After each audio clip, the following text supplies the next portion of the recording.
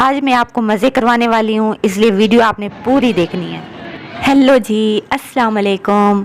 आज हम एक बहुत ही प्यारे से पार्क में आए हुए हैं और सोचा आपको भी इसकी सैर करवाते हैं, इसलिए आप लोग चुपचाप खामोशी से पूरी वीडियो देखें और अब ये पार्क भी देखें और गेस भी करें कि ये पार्क कौन सा है।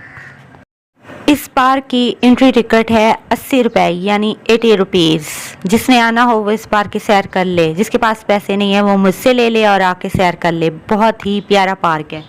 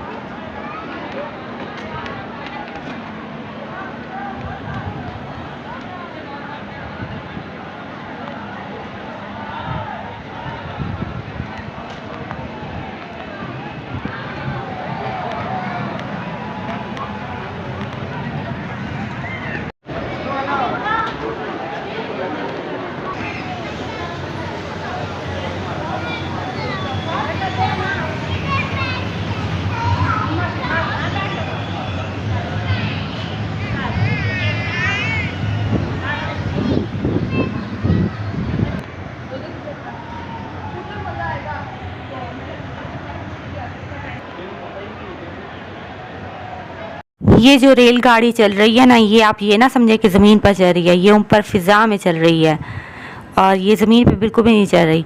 और इसकी टिकट है 100 रुपये यानी 100 रुपीज़।